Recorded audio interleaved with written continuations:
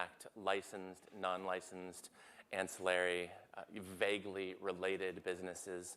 But before we jump in, I do want to do some introductions. So why don't we start with you, Kaylee, and then we'll go down the line and just give us a brief introduction of who you are and how you found yourself here today. Absolutely. So my name is Kaylee Wilder. I am the CEO and co-founder of Estro Hayes, Inc.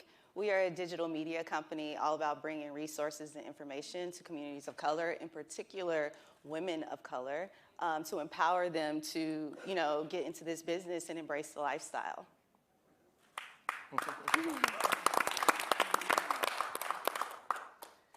Thank you, Ricardo. My name is Dustin McDonald. I'm the Vice President of Government Relations for Weedmaps.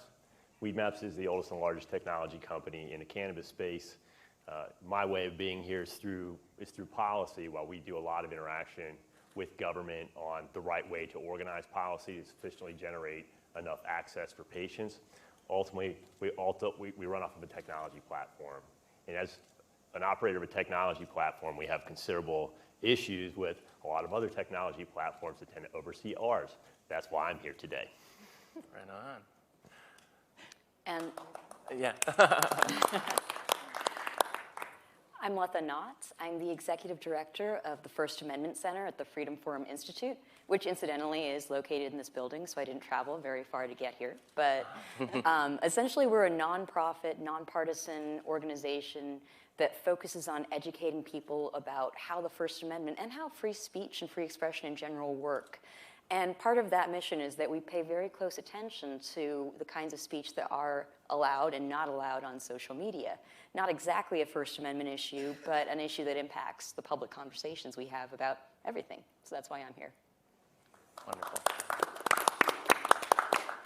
My name is Mike Whiter. I am a producer for Now This. My main focus is Now This Weed.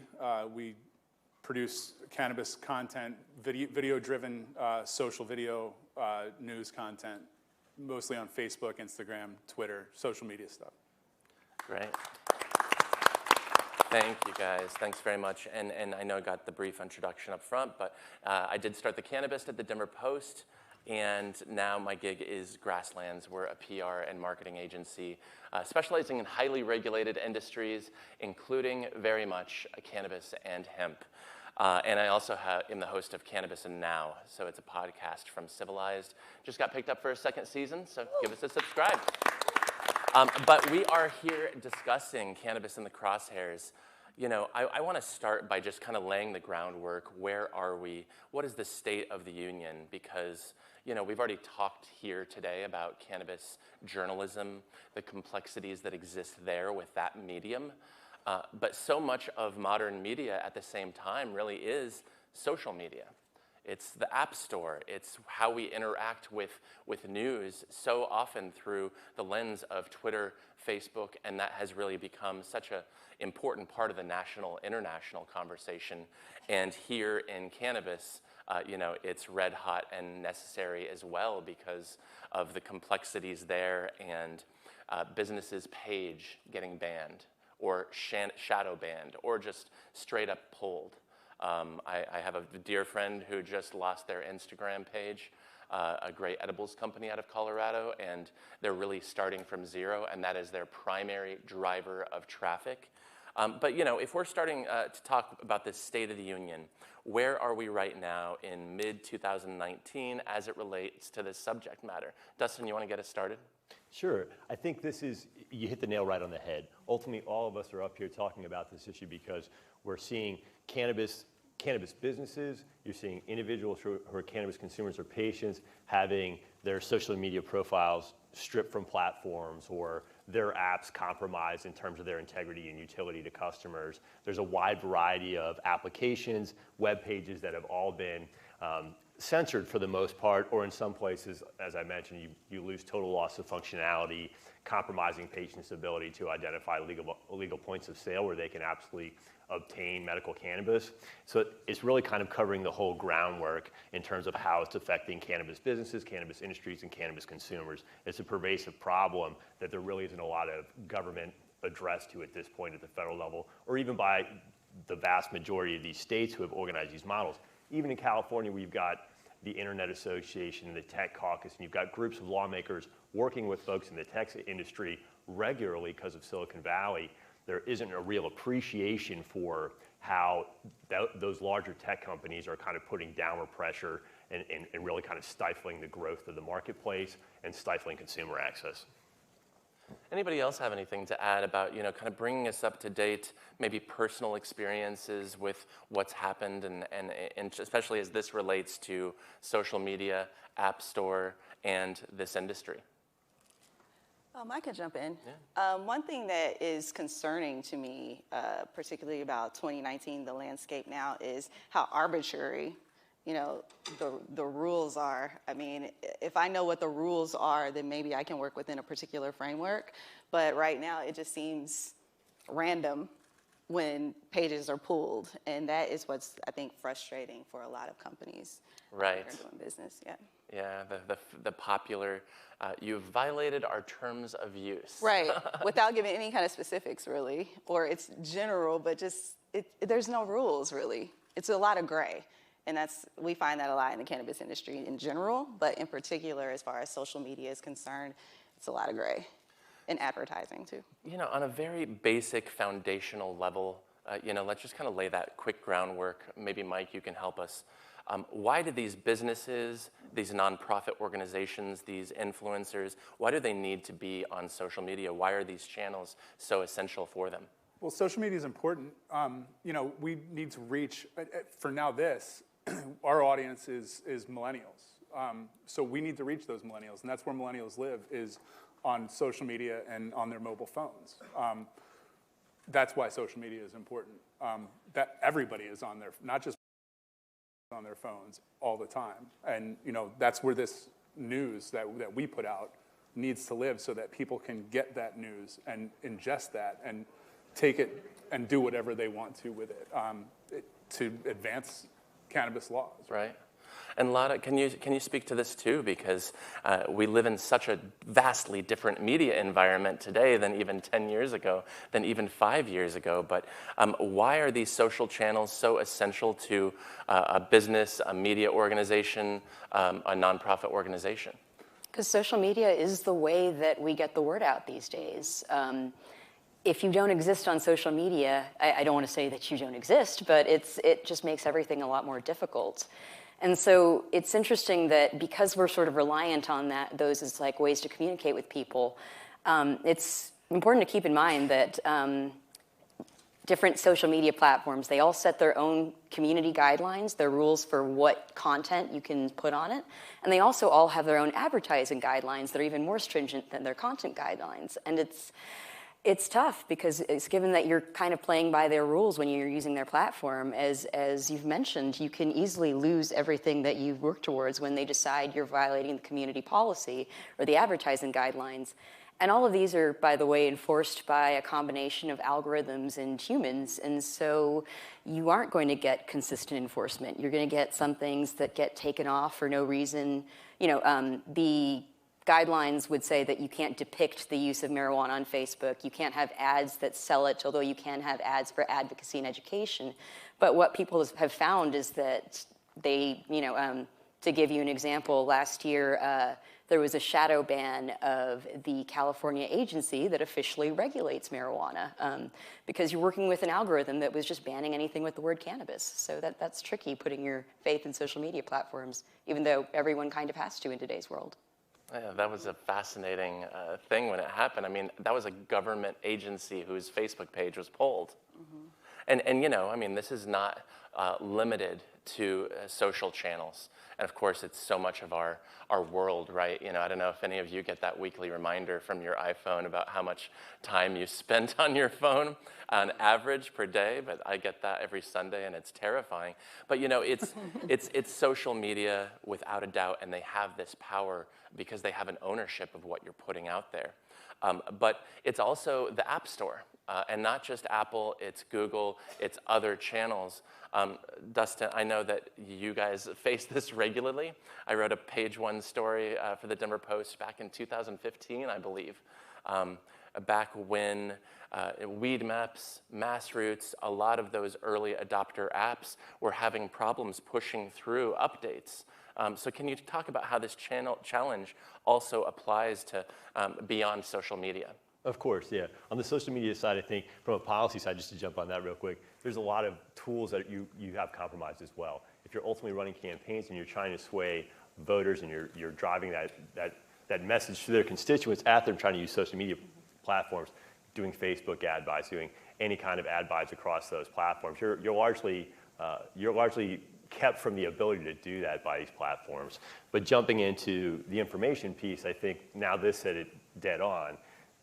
We're talking about information delivery, really, ultimately through these platforms. And Weed Maps, I think you have the analogy of not only information that needs to be delivered out to our customers and to our clients that runs through our app, but you're also compromising delivery itself of delivery of cannabis to patients. And that's something that I want to focus on a little bit. So in our app, we have a feature called WM Orders. Through the Orders platform, customers who are patients can place an order for pickup. There aren't enough retail access storefronts across America, folks. You've got 47 states with some form of legal access online, but very few of them have sufficient retail density to satisfy patient or consumer demand, meaning that the largest portion of the market will still remain illegal until electeds wake up to the fact that they need to create a larger legal market than there is an illegal market. In that environment, what you have for patients is an atmosphere where if I go to a dispensary to access cannabis for medicine, I have to wait in a long line most times. It can be a difficult thing to go to initially for a patient because of their physical health, and it can also be a problem once you get there. So pickup really is a savior for a lot of patients as they try to access the limited number of legal storefronts that exist in places like California. Now, through the App Store, we've had various components of that pickup mechanism that have been disabled. And Apple has offered all kinds of different rationale to that, but to the point raised by a number of folks across this panel, the rules set by Apple, whether they're advertising rules or whether they're rules related to content, there is no rule book, folks. And if there is a rule book, Apple's not showing it to us, and they're sure as heck not offering any kind of consistent interpretation of those rules. In that atmosphere, all of the work that we try to do to expand legal access, safe and legal access to patients is compromised. And it's not just our work. It's the work of cultivators, it's the work of manufacturers, it's the work of distributors, it's the work of testing labs, it's the work of retailers, it's the work of everybody across this industry that we're all trying to do together to build a functioning regulated marketplace. All of that is compromised by these technology platforms that seemingly are beyond government regulation at this point.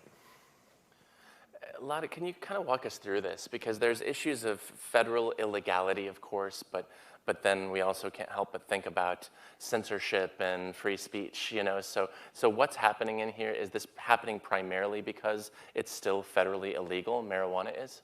Kind of. It's a really confusing legal landscape right now, as I'm sure everybody's aware. But I think the thing to keep in mind is that you've got policies about content and you've got policies about advertising, each platform does. And when it comes to content, usually if you're like discussing, say, the benefits of marijuana, that should be allowed. Most of the content rules would allow things like that, but and this is where it gets dicey, like you can't, for like say Facebook, you can't depict the usage of it, which is really strange, but you know, there's certain things where you are allowed to talk about it, you are allowed to advocate for it, or at least you're supposed to be. Like I said, the enforcement of this can be kind of off kilter. But with the advertising policies, each state has different advertising policies, and each state has different legal standards for cannabis right now. And essentially, Facebook and Google and the rest of them are sort of erring on the side of banning more stuff because they don't want to run afoul of anything. They don't want people doing anything that's illegal in a particular jurisdiction because they don't want to be regulated by the government. They're trying to avoid that. And so they're basically like, well, let's just ban it just in case. We don't really want somebody to say we're facilitating illegal activity. That's something that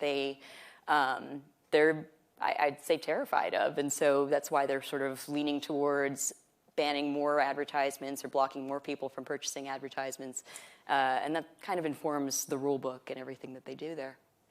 Yeah, I remember early days, pre-adult use even, you know, certainly social media channels were a very popular way for dealers to sell product, you know, let people know where they're going to be, what it's going, you know, what the going rate might be. You know, we at Grasslands, we do run social media for a number of businesses, and we have a list of best practices. And I'll throw some of those things out there, and I'd love some feedback from the client or from the panel. But one of the things we tell clients is just don't talk about prices, don't talk about addresses. Let's keep these things, if they want to find that, they can find that on Weed Maps, they can find that on your website, on your owned media. But for your Instagram channel, let's just not talk about those things, because that generally is something that we've learned is something that gets the attention of those Instagram regulators that are paying close attention to you because they know exactly what you're doing, in part because of the hashtags you're using, in part because they just know, even though there's millions of Instagram accounts. But I wonder if those kinds of best practices ring true with any of you, but also what your own best practices are. Kaylee, maybe you can share some of yours with us. Sure. So early on, before we had our podcast and we first started, we definitely were a lot more loose in our social media presence. A big part of what Estro Haze is about is destigmatizing use, to be a platform where we can be out and proud as Black women and say we are cannabis consumers. It's fine. You can be a cannabis consumer too. We stepped out to do that. So that usage sometimes gets tagged, and a big part of that is showing our face, smoking or eating edibles or whatever. So we've had to get very creative in the way we tell stories. And that's kind of like our best practices. We don't promote selling of the product in any kind of way. We do talk about usage. We really only post certain things on our stories. We've been experimenting a lot, but that's we just had to get really creative in our storytelling and not be as explicit in it, I guess. I'm sure. Yeah, no, I think that makes a lot of sense. I think the more wiggle room you can leave yourself in those social channels is probably the better. But anybody else on the panel have anything to add there in terms of what you either practice or what you would recommend others practice? Well, we don't necessarily make advertisements for Now This. We tell stories, and we give people the news, right? In a video format. To my knowledge, we haven't had any issues being pulled from Facebook or anything like that. Our only real issue is, obviously, the issue everybody else here has is placing ads and targeting on social media. Sponsoring posts. Correct. Yeah. Right. And so you guys have not been able to do that. It's hit and miss. There are some posts, the CBD explainer that we did with you actually had an ad on it. So there are some cannabis posts that'll have ads on them. No idea why. No idea why they say yes to one and no to another. It's up to Facebook really, which is confusing as hell for everyone. Yeah, it takes me back to my editorial days. As we were starting the Cannabis, as we were reporting on the world's first implementation of adult use in Colorado, and certainly trying to sponsor posts, trying to target specific audiences of readers who we felt would care about this information. We are not plant touching, we are not license holding, we are not any of these things, and yet it was always a crapshoot, and we got turned down more than we got okayed. And that was really frustrating. I'm guessing you guys have played around in that pool as well, Kaylee. Yeah, definitely. Some posts get approved, and slowly, none of our posts have been approved now. We haven't been banned from it necessarily, but lately they haven't approved any of the posts that we've submitted. So it's arbitrary again. Yeah, we just made these, we made some fun handmade merch, some hand screen printed incense packets, packed them up. We gave them to some clients and prospects, but it was a wonderful process that we did with some of our creative partners and made a pretty thoughtful Instagram post about it, tried to put some money behind it, doesn't mention anything anywhere, cannabis, marijuana, hemp, and it definitely got turned down. I appealed 2 weeks ago. Got turned down, no explanation whatsoever. We're not a plant-touching business. We work with other industries in addition to cannabis and hemp, including technology and traditional healthcare, and that is not still not working for us. Dustin Latta, can you maybe speak to why this doesn't only apply to license holders? It's also these ancillary businesses that happen to work with the industry as well. I'm going to leave that one to you. I have no idea why that arbitrary method of application exists. Because, you were saying that the rule book is not very clear to people and the guidelines aren't very clear. I think I don't think that there's necessarily like an internal rule book that says exactly what you should ban. That's the problem, right? The policy that says, don't promote something illegal or ban posts that actually refer to the sale of marijuana or might like lead to that. That's really vague. And the two things that you have enforcing this vague policy are computers and people. And so they might just have seen that and been like, I don't know, just to err on the safe side, I'm just going to ban that post, Or for all I know, a computer did that. And it's, although the visual recognition probably wouldn't have been good enough. It was probably a person. But,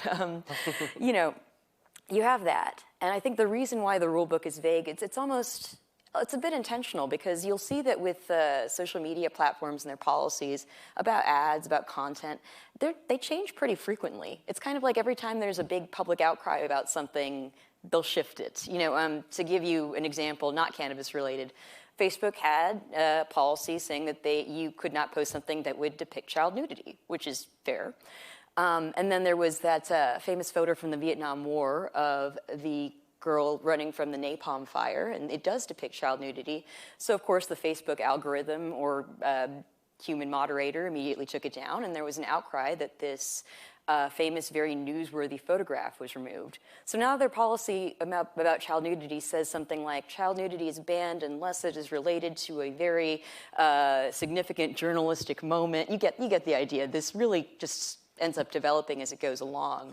And so I think that is actually why the policy is vague, because they're not really sure what the outlines of it are either. It's very case by case. I thought what you said earlier about these businesses themselves trying to avoid regulation was really poignant. I think especially we saw Zuckerberg, what was that, last year, testifying?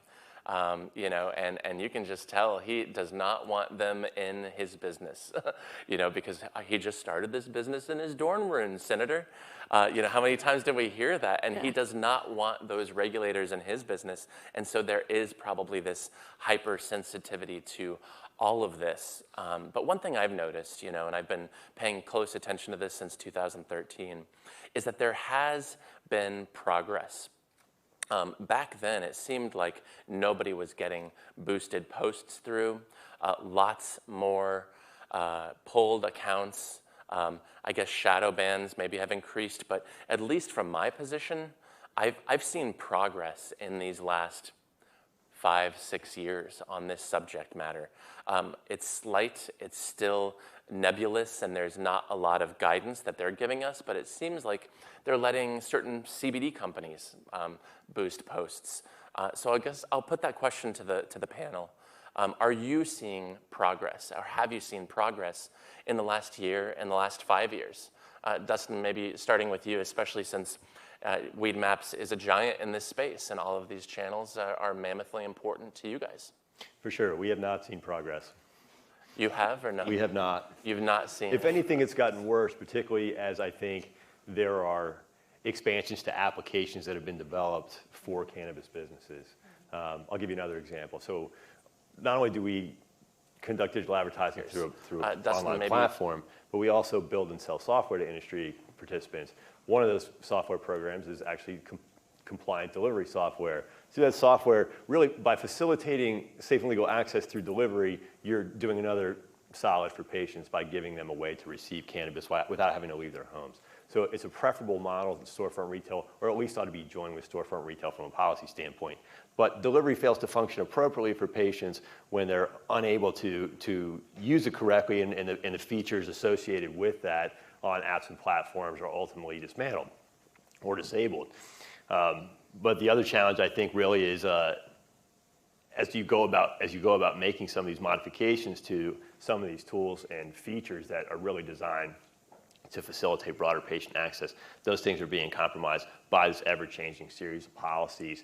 There seems to be greater reluctance, and perhaps that's exactly it. Maybe we're running up against sort of new policy for Apple, and they're trying to figure out how do we balance this? And there's not enough public outcry about it for them to retreat into a position of having to establish some kind of functional policy for folks who are in the space. But we have not seen any real progress. And so when you say you've not seen real progress, is that specifically on the App Store front, or does that also apply to how the social channels are treating your social platforms? Oh, it's both. Profiles. It's both, absolutely. Like you say, it's not just weed maps. Obviously, it's the websites, it's the social media accounts of other folks on this panel, of other folks in this room who are involved either on the business side or the consumer side. I think everyone really is fallen subject to the same issues. I think where you've got a larger, perhaps more pervasive platform that might be monitored more heavily and more regularly. You think? So certainly we're a larger target, and we're going to experience more issues, and we're driving this directly and aggressively at these platforms as we build out and expand our scope. Mike, I'm curious, I know you and I have talked a little bit about this. Now this has a number of channels. Now this weed, politics, her focuses on women's issues. Are your various Now This platforms treated differently by these social networks?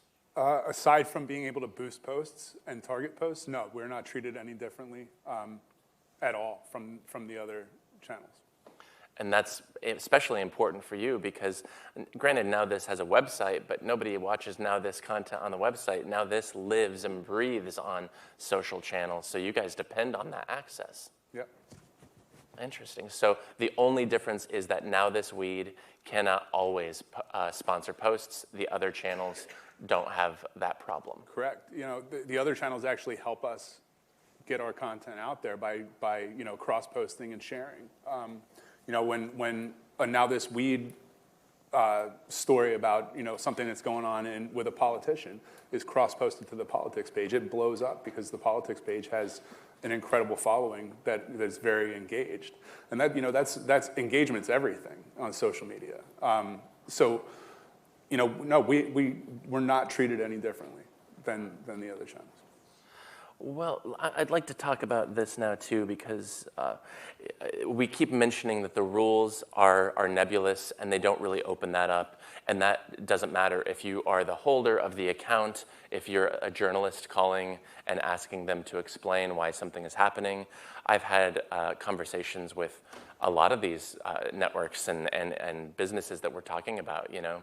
I've had multiple off-the-record conversations with Apple representatives. They refuse to talk about this on the record, at least with me. And then multiple off-the-record conversations with Facebook, Instagram, as well as Twitter. They talk generally about how this violates terms of use, but I'd love to hear what each of you have heard when you get turned down, when you appeal, whether it's an app or whether it's a social channel, but what are you hearing from these businesses specifically, and then what aren't you hearing that you wish you could hear? Kaylee? I mean, I got those same kind of responses that we violated the terms of use. When I appeal it, it is kind of that same thing. You violated the terms of use. However, one thing that I find really interesting is that what I've asked is, can you give me the specifics of what I can and cannot do? And it's still vague, to speak to your point. So that's where I get frustrated. A lot of the time, particularly from boosting posts to when we've had a few posts being taken down, it's just really what is it about, specifically about this post that violated your terms, your community terms. I need to know. No guidance. No guidance whatsoever. I mean, Dustin, this falls directly in your purview, I'm guessing, and I'm guessing that you've had actual conversations with the people behind the messages. What are you hearing? We have, and our experience is no different than either of yours. Whether it's regardless of the issue, it all comes, whether it's content or whether it's advertising policy, it's always the same explanation. You violated this particular section of that policy. When you seek further explanation of how you violated that and how you could preferably redress that, you're not really giving any clear guidance. Oftentimes you're set on kind of a fool's errand to pull together a bunch of data that you bring back to them and find out that by the time you bring it back to them, even if it's a week later, they've closed your case because they feel like you haven't gotten back to them in time. But they also haven't told you that there's some window that you have to get back to them by. So it's again, completely arbitrary. I think this combination of humans and some kind of algorithm is really kind of failing this industry right now. There's got to be a better way. Well, and this construct of federal illegality as well is just so immensely frustrating.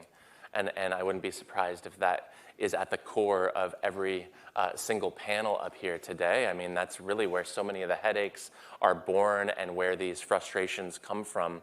And here you have a substance that's legal in so many states, but illegal at that federal level. And if perhaps some of this stems from that, perhaps it does not. But I guess I'm just curious, especially to not just sit up here and not give them the due that they deserve, but do these businesses, talking about Apple and Google, Facebook, Twitter, do they have a legitimate reason to say, you know what, your business is not welcome here? Do they have that legitimate reason right now, given the precariousness of where legality stands? Lada, could we start with you? I think that their justification for it, or the reason behind it, is that they don't want the regulation that will come if people are engaging in illegal activity. And of course, the difficult thing is, when it's federally illegal, when it's illegal in some states and legal in other states, it's hard to say target your advertisement or your content to just one specific state. It's something, that's the thing about the internet, it's everywhere. So I think that what we've seen is Twitter, for instance, like their ad policies say you can't advertise the selling of cannabis, except you can do it if your ads are directed towards Canada because they legalized it. So I think that we'll definitely see something different if and when there's federal legalization. They're very cautious right now because this is such a strange legal atmosphere. I think that's something where they are trying to play it safe, and that'll be very different as more states legalize, and especially if there's federal legalization. Is there something beyond that? I mean, these businesses not wanting to be regulated by the federal government is extremely meaningful. But beyond that, is there, some of these state versus federal clashes that we hear? It's like, oh, well, we could lose our federal funding or we could use our federal license. Is there something beyond that these businesses are also thinking about in the back of their mind? I think they're also in the business of... basically, they want you to spend as much time as possible using their platform. And so sometimes they will ban things because they think, well, this content might be offensive to somebody, or things like that. That's usually not their general policy, but you do see that happen. And I don't think it's so much about losing federal funding as it is they want to toe the line on this and sort of avoid that kind of scrutiny that can come when people use these platforms for illegal purposes. Mm-hmm.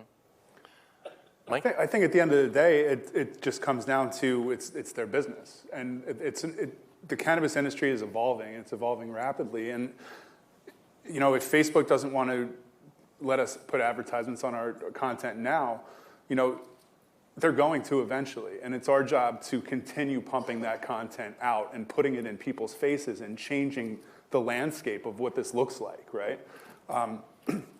So if we just keep putting that content out, eventually they're going to have to change their minds about it, right? Mm-hmm. Hopefully, that's the hope. But it's happening quickly. It's happening all across the country. And the more content we put out there, eventually Facebook's going to have to listen and say, hey, maybe we need to put ads on this stuff. We're putting ads on alcohol. We're putting ads on all this other stuff. Why not cannabis too? Dustin, when you get turned down for an app update by Apple, is there a part of you that understands why they're acting with an overabundance of caution? There's a part of me that wants to understand. But no, in the meantime, you're just like, come on, what's your problem? I think what's frustrating is, as a tech platform, as the company Weedmaps, we have to do quite a bit to ensure that we really do a lot of due diligence in satisfying regulatory compliance, whether it's at the federal level or state level. There's quite a bit that we have to do, not only with ourselves, but also in helping our clients and our customers. So we have pretty comprehensive application of regulatory compliance from our side. So I think what you really see with companies like Apple basically saying, oh yeah, we're just going to go ahead and wait until the federal government pulls its act together on broader policy reform and descheduling.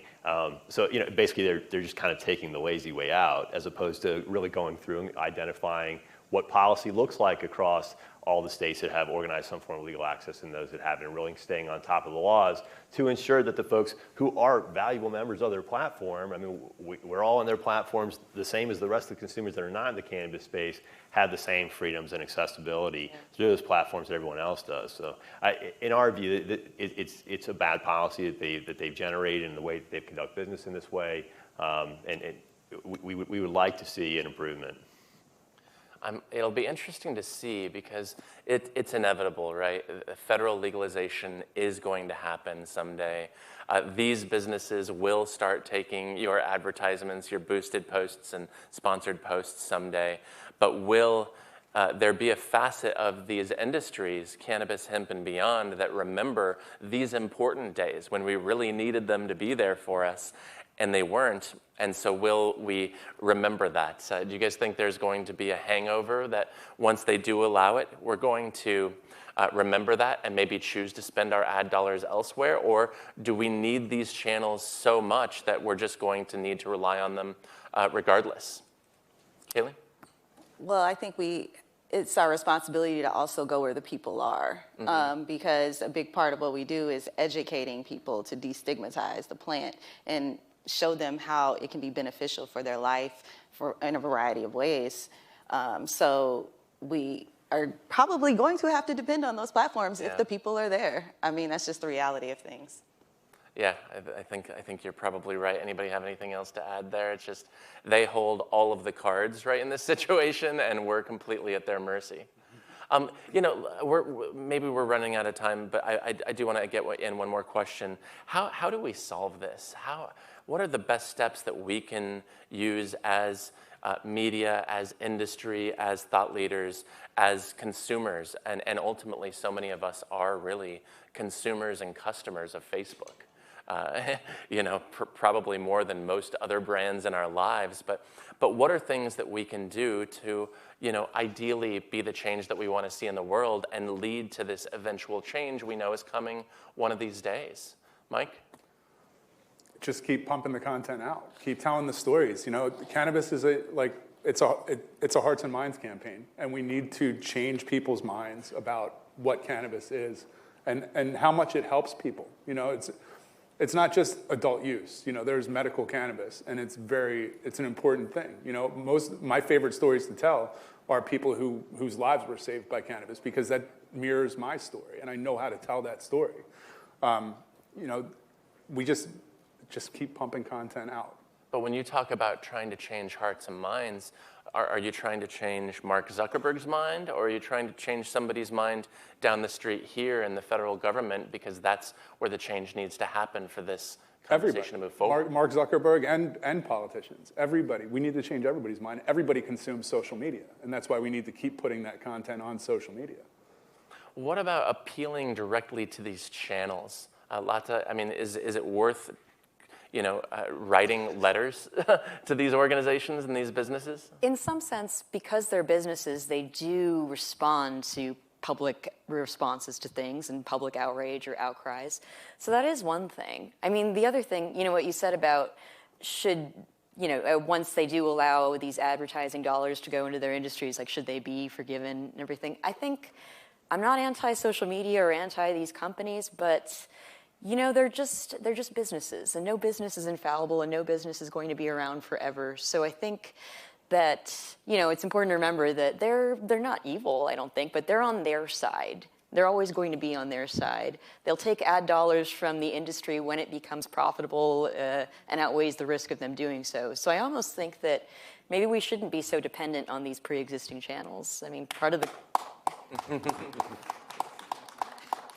Part of the promise of the internet was that anybody could create anything. I don't think we need to be so limited sometimes. Can I have a question? Yeah, please. I'm sorry.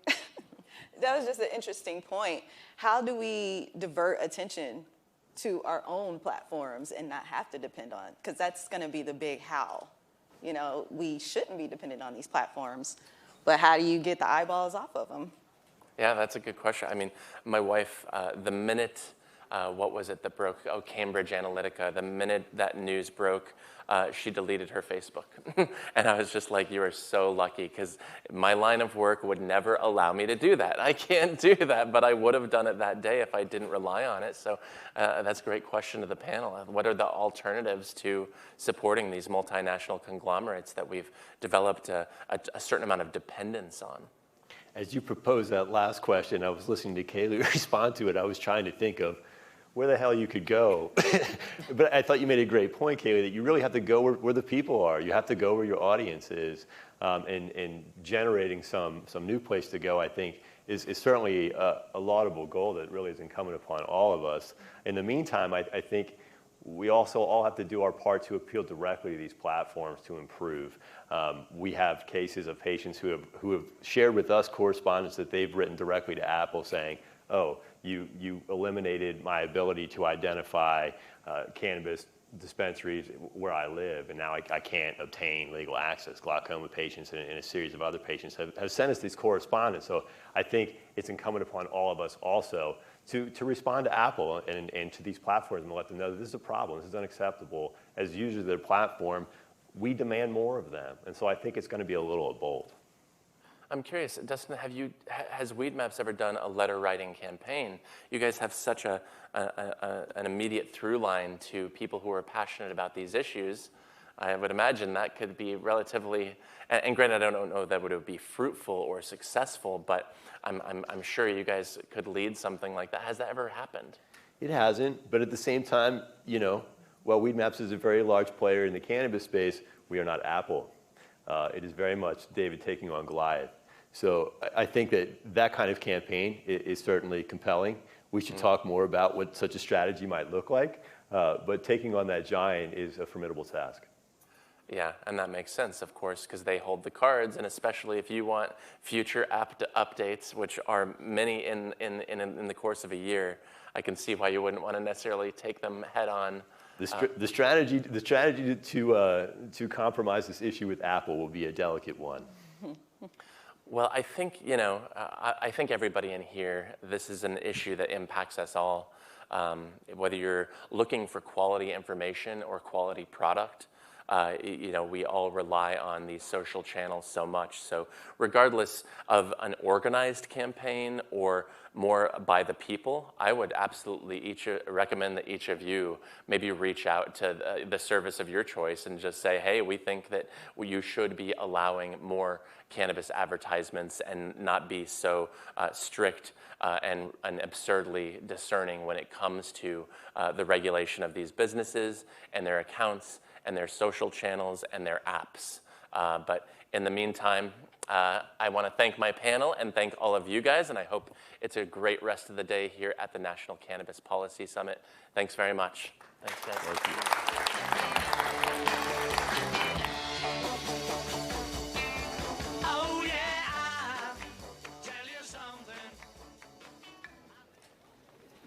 Hello, Cannabis Policy Summit. I want to give a special shout out to all my friends representing Massachusetts small businesses and consumers and advocates at the summit this weekend. Way to go.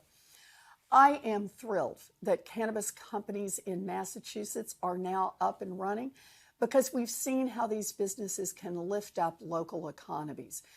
Cannabis advocates all across the country have made a lot of progress so far. But we cannot claim victory until we legalize marijuana at the federal level.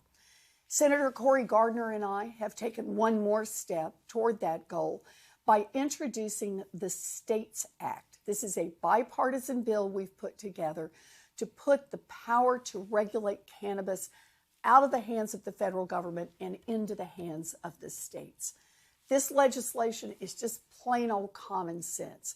It would help state regulatory systems and cannabis businesses operate without the threat of DOJ interference, and it would allow legitimate businesses to access the banking system. I've also co-sponsored legislation like the Marijuana Justice Act. This bill would reschedule marijuana and expunge the criminal records of people who were convicted for minor marijuana crimes.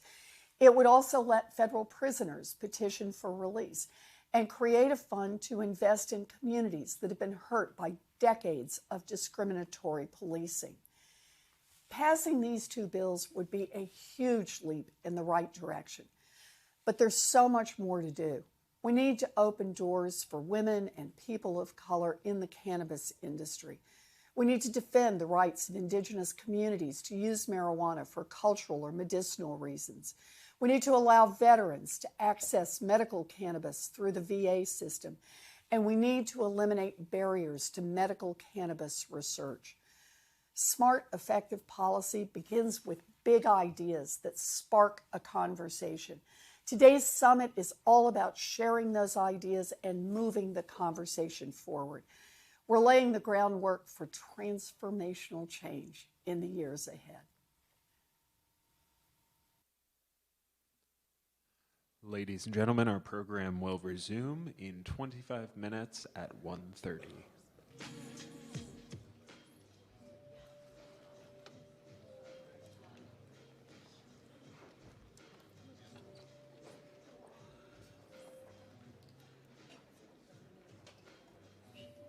Sorry about cutting in while you were filming. Sorry about that. No worries.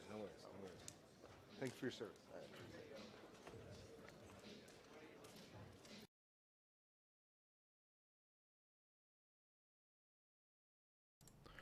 What's up, Reefer Revolutionaries? DC here. Thanks for joining in. Once again, an impromptu broadcast. Came across this little live stream this morning from Fox News. The National Cannabis Summit, National Cannabis Policy Summit in Washington, D.C. Taking a little break, coming back. Looks like it's an all-day event. Wow, I didn't see this come up anywhere. Hey, I should turn this off. Spark a conversation. Oh, Liz. Liz, of course, co-sponsor of the States Act, Elizabeth Warren. Well, Corey Gardner. The first panel I didn't really put out. Actually, you know what? Watch this. Watch this. I'm going back to the beginning.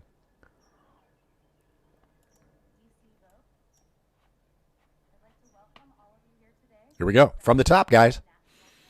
What we missed. And we'll be back live when they return. Enjoy the Marijuana Smoke Theater 3000 effect. Thanks, Brian. Welcome, everybody. Thanks for jumping in. Bringing this. This is a replay now of the original broadcast. We'll be back live as soon as they are in about 30 minutes.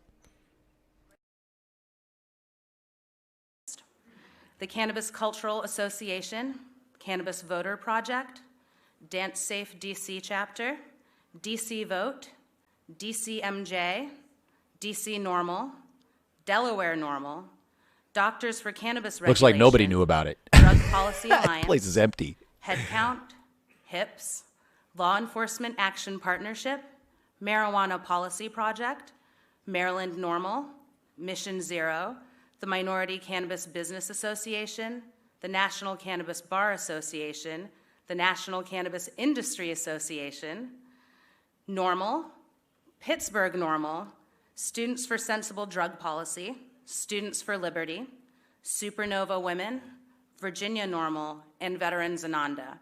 Many of our partners are here today exhibiting. Thank you. I encourage all of you to stop by and meet some of these groups while you're here today. I'd also like to pause to thank our sponsors this morning, Dr. Bronner's, Hoban Law Group, Weed Maps, and Ease. I applaud these companies for recognizing the need for more free programming in cannabis. To have a strong industry, we need to have an educated and informed industry, and these companies understand that. So thank you all for helping us create this program today. When we started the summit, we had the vision to create a platform to convene unlikely allies to exchange ideas on cannabis policy reform. We may not all agree on everything, but it's important to highlight our common ground on the issues that we do agree on. And with cannabis, we have ample opportunity to do that. I hope you enjoyed the discussions today, and I hope you leave here armed with more knowledge and a broader network. Now let's get started.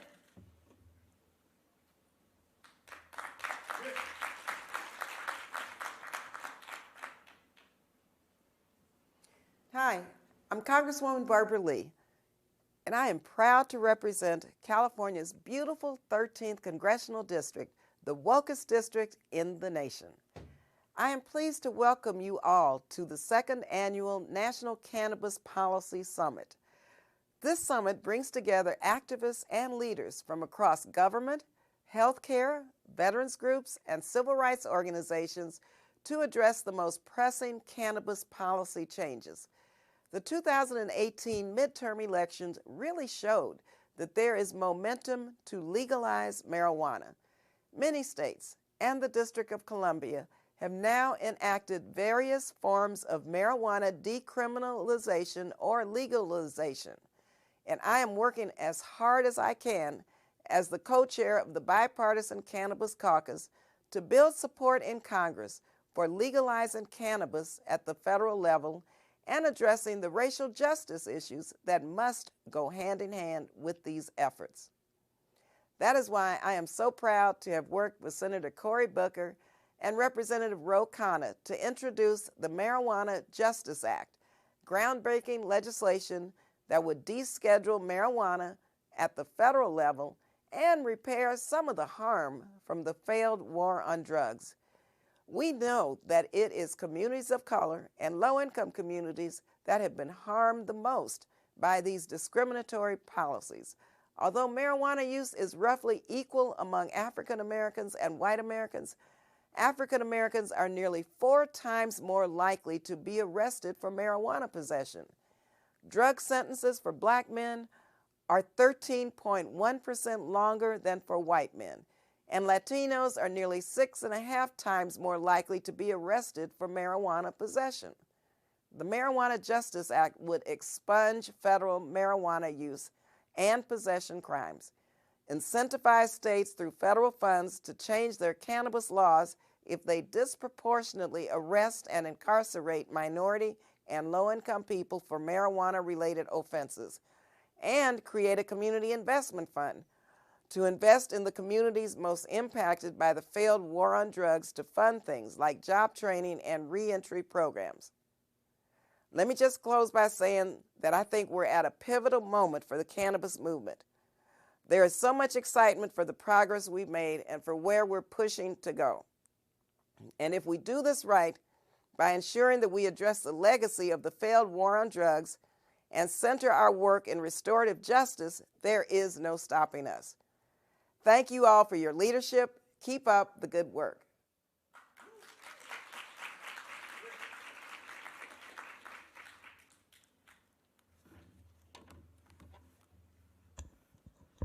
Hey, hey, ho, ho, the war on drugs has got to go. Hey, hey, ho, ho, the war on drugs has got to go. What do we want? Say justice. When do we want it? Now. What do we want? Justice. When do we want it? Now.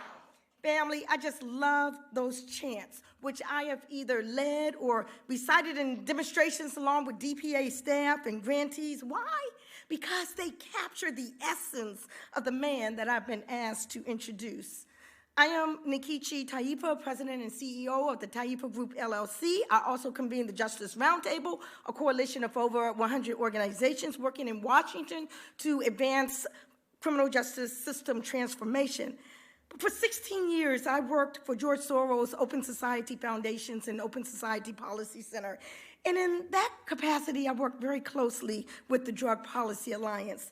It was during those years that I witnessed firsthand the work of the pioneering, creative genius of Ethan Nadelman. The work that evolved from his founding of the Linda Smith Center in 1994 to the Drug Policy Alliance in 2000, I watched him from the early days battling issues of drug policy reform on the fringes to a trailblazing, massive, in-your-face drug policy reform movement, today grounded in science, compassion, health, and human rights.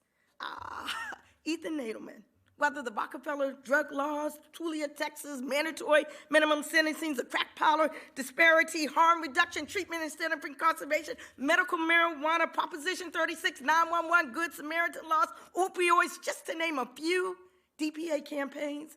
Whether it was during the good times or the bad, the ups or the downs, the victories or the defense, Ethan Nadelman, he kept it moving. He kept the faith. And now, excitingly, the next generation continues to struggle into issues of marijuana justice, drug war reparations, and beyond. Ethan Nadelman currently serves on the advisory board of the Open Society Foundation's Global Drug Policy Project, and as an advisor to the Global Commission on Drug Policy, he has played a key role as drug policy advisor to George Soros and other prominent philanthropists, as well as elected officials ranging from mayors, governors, and state and federal legislators in the United States to presidents and cabinet ministers internationally. Hey, hey! Ho, ho, the war on drugs has got to go. Hey, hey, ho, ho, the war on drugs has got to go. Let's give it up for, in the words of Rolling Stone, the real drug czar, our own Ethan Nadelman.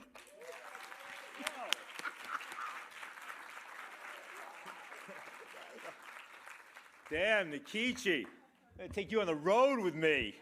It's like the best intro I think I've ever had.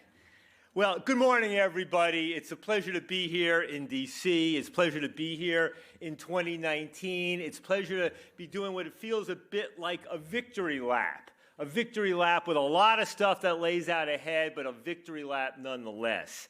And so I think there's just a few key points I want to make this morning. I'm delighted that folks are still interested in bringing together industry folks with activists, with people from government. That needs to keep happening. You know, I get a little bit jealous sometimes when we would be organizing our biennial conferences from drug policy reforms from all around the world, and we would be so excited when we get 1,500 people there, and then I go to an industry event, it'd be 15,000, right? So, and we would be given scholarships, and people would be paying to come to their events. So we see the way the momentum is going, but here's the few key points. The first one is this. Let's appreciate the magnitude of the transformation that has happened.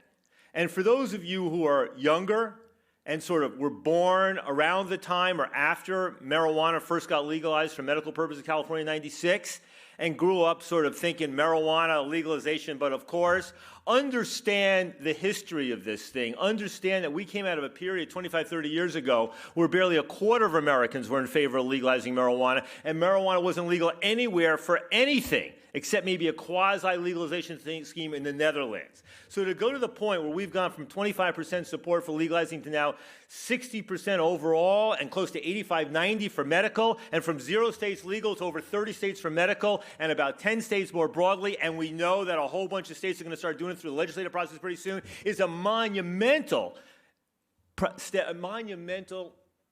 historical thing. I mean, I think about our big brothers, our older siblings in the cause for personal freedom and social justice and good policy, the gay rights movement. And in a way, you know, we sort of stood on their shoulders, looked at what they did, learned from what they did. And in many respects, they, of course, had certain advantages. They got the Supreme Court, which is something we're going to have a hard time getting for a very long time to come. But basically, this was a monumental transformation.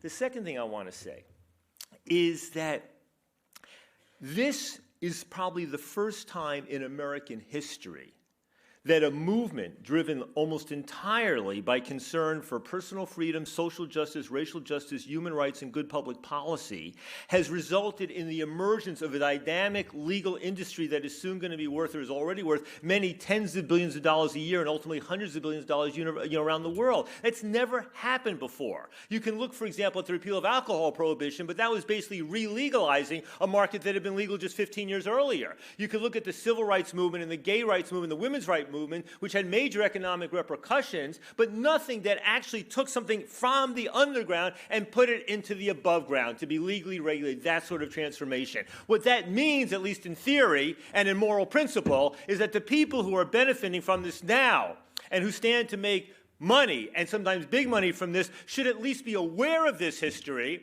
and should feel some moral obligation to understand that this is not just some new technological invention, something to just profit over.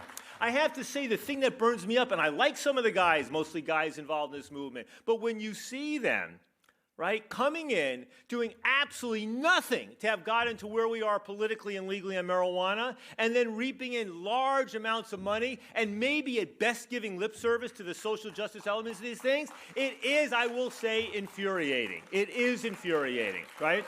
I will say with respect to the media, and you'll hear this on the next panel, when people in the media think that marijuana got legalized for medical and other purposes because of the money involved, bullshit. I can tell you from personal experience and having raised a large portion of the money that got us legalization at this point, that industry did not play a role until 2016, except for that half-assed 2015 oligopoly thing in Ohio, which deservedly went down in flaming defeat, right? So let's understand this thing, we got where we were because of the momentum of activists and families and patients and philanthropists and people who cared about doing this for the right reason. Now, the question is, what do we do going forward? I just say we got to be real about this. On the one hand, this is an extraordinary, dynamic market. On the one hand, the medical benefits of marijuana are real, are substantial. We always knew that to be true, but it's so far greater than we ever anticipated, right? You know, when people said back in '96, you're just doing this medical marijuana initiative in California, it's all a subterfuge to legalize marijuana more broadly and open up this debate. And I say that was half right, but the other half was that marijuana really was a legitimate medicine, and that those people who were suffering and used marijuana not recreationally but medicinally did have a moral right to be first in place to become the first legal consumers in this country. So there is a continuing obligation, right?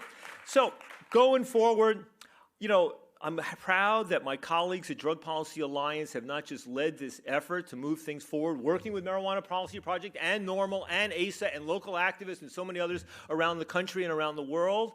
I'm proud that they're taking a leadership role in pushing for a more human rights, racial justice, social justice approach, right? You can see what's happening in New York, New Jersey this year, and what's going to play out in Illinois soon, and what we tried, you know, building to some extent what we did in California a few years ago, which is to make sure some of this stuff gets woven into the legislation. We know that big industry is going to give the lip service they need, but the more we're in their face about this stuff, and the more we are creative and strategic about this stuff, the more likely we'll have a chance so that this new marijuana legal industry can hopefully become a model for what it means to have a legal industry in this country and as internationally as possible, grounded in the values of science, compassion, health, and human rights. So thank you all for being here. I look forward to the next panel.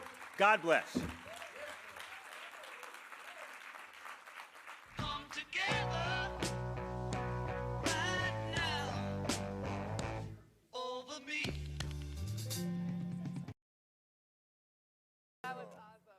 Hello, everyone, and good morning.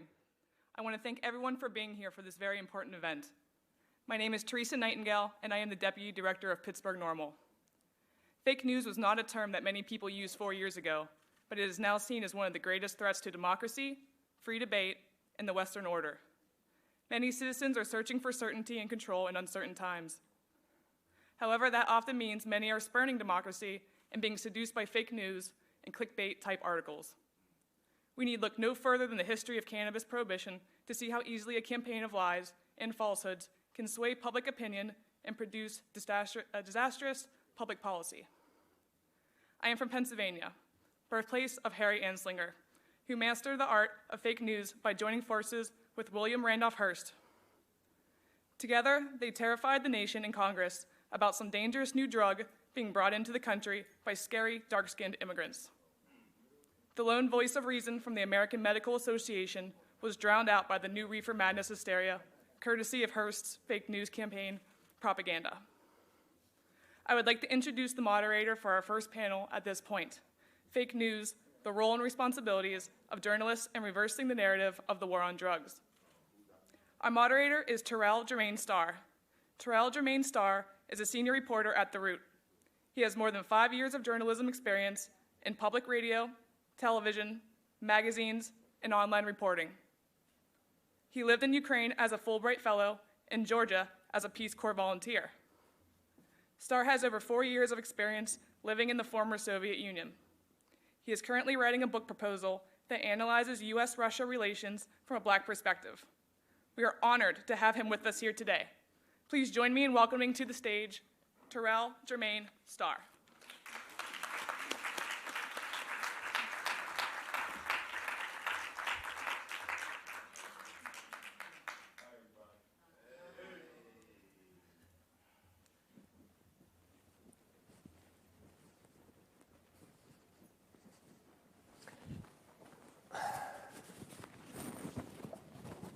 Okay, then. Okay, good. We're on. Excellent. So, first of all, this is the first panel. So, welcome everybody. Y'all feel good? Yeah. There we go. There we go. So, look, we're going to start this off and give everyone the chance to speak. And so, everyone will introduce themselves. And I've had an introduction already. And so, as you all know, I'm Terrell Jermaine Starr, senior reporter with The Root. And I am starting to write about the intersection of how marijuana can wean people off of opioid addictions, among other things, right? And so one key thing, we're gonna have about 15 minutes for Q&A, and some basic rules as you hear the speakers talk. Think about the questions that you would like to ask, simple rules. I know that everybody in here has some dope experiences, but it's about the panelists, and so we don't need to hear about your mixtapes. We don't need to hear about your own books. We don't need to hear about the concerts that you're kind of pushing on. We get it, you know. But when you ask a question, you know, the things that end with the question mark. Okay, so that's simply it. So I'll just start off. Right here. So everyone introduce themselves and with the question: what are some troubling trends in media have you all, you know, observed as a you know, in the media throughout your lifetime and your work? Sure. Hey, everybody. It's great to be back at this policy summit. I am the Social Justice Commissioner in Massachusetts. We have 5 commissioners that regulate legal marijuana, and our 5 areas of expertise are public safety, public health, government regulation, business, and social justice. So we make all of our decisions in public from those perspectives. Before that, for context, I spent about 15 years as an activist, and I had a law practice, and working with businesses to start cannabis businesses really showed me how difficult the licensing process was and how high the barriers to entry were.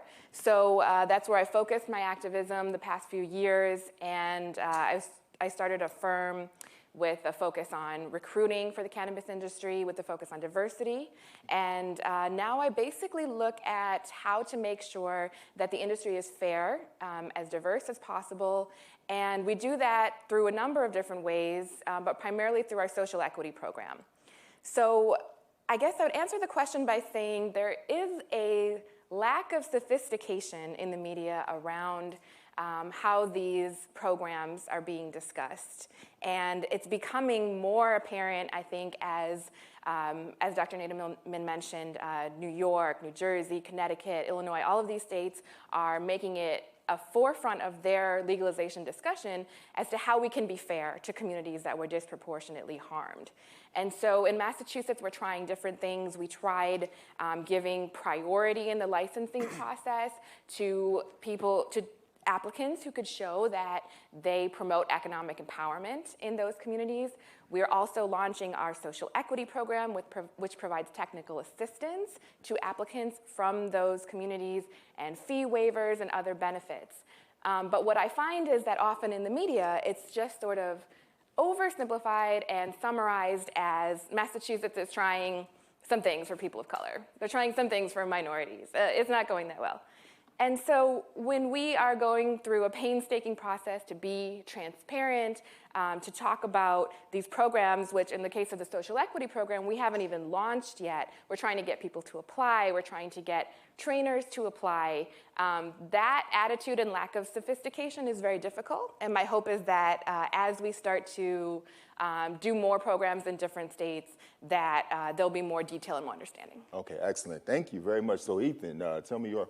Yeah, I mean, about the media stuff, I mean, I said the point before that when media starts writing about how this stuff's been driven by the money, and that's how we got here, it's just not right. It's dishonest. It's like sort of projecting backward from what happened now.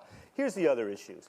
Media oftentimes uses the language pro-pot to talk about the marijuana law reform movement. But I know that many of my colleagues, my staff, the activists, the donors, the funders, all that sort of stuff are not pro-pot. They were anti-marijuana prohibition, anti the war on drugs. And so calling them pro-pot when some of us were, but many were not, is just, it's in the ears of some, it's like calling the reproductive rights movement pro-abortion or something. And that just needs to stop, and we need to call it out, right? The next thing is, when we won that California initiative in 2016, a couple years ago, right? And it was big and all this sort of stuff. But, you know, you see, the media is understandably exclusively focused on the industry, because it is exciting and dynamic and new. But the thing that moved so many of us, literally the days and the week after we won, was we were getting reports back around California of judges and others just telling people who've been in jail for weeks or months on a marijuana charge, get out of here. We're not even going to wait for the law to take effect.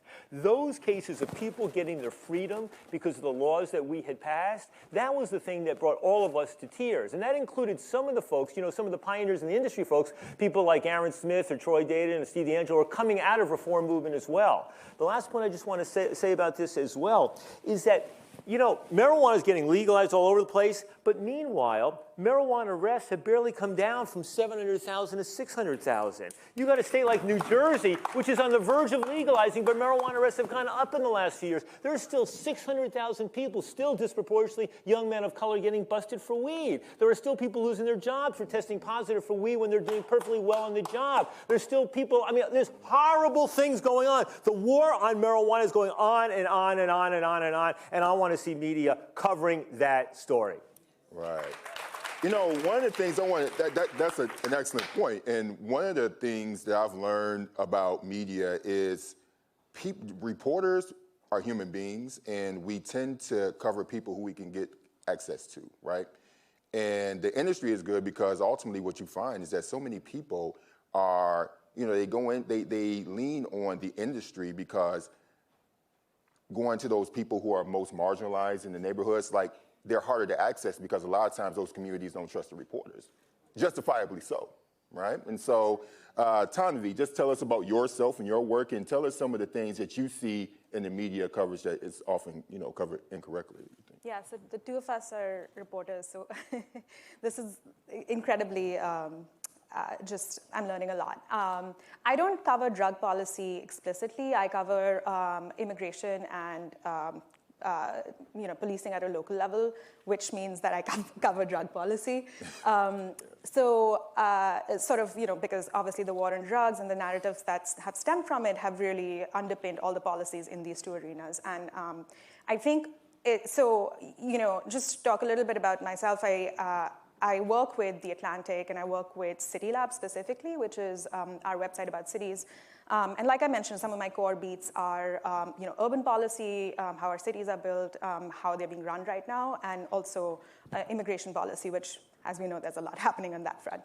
I would just answer your question, Terrell, by saying, sort of reinforcing, I think, what my colleagues here just said, which is that when I'm, as a reporter, when I see what's out there, I feel like the narratives are really siloed. There's this whole, new sort of wave of reporting on the industry, but there's not a lot of connecting the dots. Some of us are still working on giving the context for why we're here with respect to immigration, and why we're here with respect to criminal justice policy, and what's actually happening, and where the jail populations are increasing and where they're not increasing, and what's that going, what's that about? So some of us are trying to give that context, but I think there's not a lot of connecting the dots across those sort of different beats, I would say, almost, because they're not really different beats. At least they have major intersections that we, I think, as an industry, as a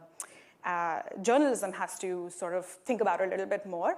The second thing that I want to briefly mention, which I think about a lot, especially with respect to the war on drugs and the narrative around that and the narrative around immigration, is that I think about the limits of fact-checking sometimes, because there are some narratives that have so much play from such powerful parts of society that I have, in the past couple of years, been frustrated with our own abilities to keep trying to correct those narratives, at least in terms of facts, right? Because we've all seen facts are not always, well, they're not working right now.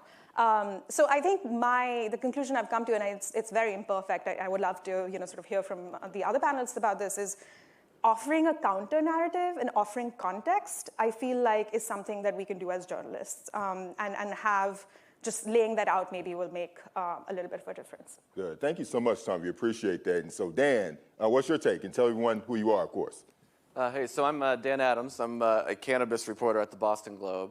I used to get to say that I was the cannabis reporter at the Boston Globe. There's actually three of us now who are on this full time, which is really an incredible and unusual investment by a mainstream outlet in people who are specifically focused on this topic. I think it's really important. Some of my fellow panelists brought up this idea of the narrative, and I'm sure that you've all noticed. Watching the media cover a particular subject sometimes can be like watching a bunch of kindergartners play soccer, where they just follow the ball all over the field and don't stay in position, right? And in other words, what they're sort of chasing the story of the day, right? And especially for reporters that don't cover it full time, they struggle to bring that context to bear. Journalism is a hit it and quit it. Like the function of it is very. Yeah, much we call it parachuting. Like you sort of parachute in and out of something. And I used to be a general assignment guy, so I know that. I know that world well. I'm acutely aware of the role that an organization like the Globe plays in our media market. We really have an opportunity to kind of set the narrative, frankly. Other outlets look to us to sort of tell everybody what are we talking about? What's the conversation? Like where's the focus going? And so I feel like it requires intentionality on our part. We've, for example, have covered equity a lot in Massachusetts, and we've done that by trying to share the microphone with a really broad diversity of people, getting out into those community spaces, like accessing those sources that are not going to send you a press release, or maybe even think to pick up the phone, or maybe not even want to welcome you in the room. Right. And it takes time, and it takes trust building, and it takes consistent, good, nuanced coverage that acknowledges, for example, that we are not just writing about a brand new industry, that this industry has actually been around for a long time. It's newly legal, but it's not new. And having those sort of nuanced points in stories helps build trust with those communities that may be reluctant to talk to us, because it's so important to bring their voices to the forefront. And so at the Globe, we've tried to be very intentional about whom we quote and include in stories, and make sure that, because we're the ones sort of telling everyone where to run, oftentimes, like where's the light shining? Where's the conversation going? That's not something that I want to do by accident. That's not something where we want to let our unconscious bias drive the bus, because a lot of other people are going to follow what we do. So we're acutely aware of that responsibility, and we try to wield it responsibly. Well, thanks a lot. So I just want to set the stage for the next question, which is, how did this really crappy coverage start, right? And I just want to open up with my own experience. When I started to report, I was in graduate school, 26 years old, and I started off at the student newspaper. So just imagine, I'm 26 years old, working with 18 and 19-year-olds. I was at the University of Illinois, so most of the students that were coming in, they were from the suburbs of Chicago. And I'll never forget the fact that there was a fight on campus at the Black Student Union, and 4 different law enforcement agencies came to investigate that fight. And on the front page of the student newspaper, it was about this fight, and it was a front page story for 3 straight days, a fight. Now, mind you, I'm at the University of Illinois that has the largest number of sororities and fraternities in the country as far as their houses being on campus. And these white people do all the craziest shit that we can imagine, yet you don't see any of their crap splattered on the front page. And so I was the only black reporter who was on, covering news. There were people covering entertainment, but it was new. But I was the first news person, and I knew when I was trying to get stories from the black students, they wouldn't talk to me precisely because of that type of coverage, right? And so it starts young. All right, the coverage and the mentality of how you look at people and view people start young. And going into this next question of the 70s, in particular, the war on drugs, right? That terminology, the war on drugs. I just want to start off with Dan and then Ethan. I'm pretty sure you can talk about this. Is just talk about, how did this narrative start? How did the coverage really take root to tell the story as incorrectly as it has? So I'll start off with Dan. You can follow up with Ethan. Well, books have been written on this subject, and I won't pretend to. I'm not going to take us through, going all the way back to the 1930s and that kind of propaganda. I do think people forget that in the 1970s there was actually a pretty strong decriminalization movement in this country. There were a number of states that actually passed laws in that genre, and there was actually a pretty respectful and nuanced public conversation about whether that was the right thing to do. And in fact, the Globe itself endorsed legalization in 1971, in January 1971. We had 6 reporters spend months, maybe I think more than half a year, investigating the question of whether we ought to, continue to criminalize marijuana. And they used some really pioneering reporting techniques. They went out to California and put in public record requests, and they were able to see that 1/5 of all the criminal cases in California's court system were for simple marijuana possession. And so they started asking the question at that time, is this a good use of our resources? And after 6 months, they came to the conclusion that no, it wasn't. And so we had a front page, not an editorial, it was a reported story that concluded with a call for legalization. I think we and many other outlets really probably lost our way somewhat during the 80s. And it's an example of how powerful the narrative, once the narrative changes at the national level, once the government is sort of putting out this drumbeat of negative coverage. Let's be real, they were focusing on black people, right? I mean, absolutely. Like in my community where, people were selling, where the issue was taking place, it was black people. So that's right. Yeah. And this is why I kind of want to take it back to what I was saying about intentionality, because it's possible to write a lot of stories that in their individuality are accurate. Dan was arrested at, 123 Main Street with X amount of marijuana on this date, and that could be true. But if that's the only story that you ever write about marijuana, one after the other, after the other, after the other, you have to think about what the cumulative effect of that is. And so I think news outlets like the Globe and others are responsible for the narratives that they create, and they have a responsibility to step back and ask, add it all together, what is our coverage telling people about this subject? And I think that was something that didn't happen for far too long, and it's something that we're trying to change now. So you can go ahead. Yeah, no, a bunch of things come to mind. Yes, what he's saying about the 70s. There's a wonderful book, High in America, by Patrick Anderson, about that period in the 70s when 11 states decriminalized marijuana, and the Carter administration actually introduced a federal, not legalization, but decriminalization bill. So yes, there is that history, and it's true. I was saying in the 80s, it kind of gets swept away as the drug war heats up. Now keep in mind that drug war was very much a bipartisan, multiracial war on drugs, right? There were a small number of people standing up against it. It was my early years. There were some conservatives, William Buckley, Milton Friedman, Kurt Schmoke, the former mayor of Baltimore, Ira Glass at the ACLU, but it was it was like McCarthyism on steroids. Right, in the sense of this period of public hysteria and such. And reporters just got swept up on that. The notion of drug reporting was jumping in the back of a cop car and going on a raid or a bust. And the New York Times, the Washington Post, Newsweek Time, the big major media outlets were as guilty as the most scandalous press. The stuff they covered, when you look back at it now, was like yellow journalism, like the old stuff 100, just ugly, stupid, what have you. Years later, Max Frankel, who had been the executive editor of the New York Times and retired, he writes a piece. And he says, it's time for our profession, the journalism profession. It's like what happened with the Vietnam War. In the first years of the Vietnam War, the reporters just all jumped on, the RV and did all this sort of thing and covered it like they were part of the team. And at some point, the David Halberstams and the others of the world say, wait a second, there's a lot of stuff going on that's not true. And he said, it's time for reporters to do that, to cover this thing critically as a war, to be war reporters who don't just join in, but actually look critically at this. Not easy to do, but that began to happen. The other thing I just want to say about this thing is,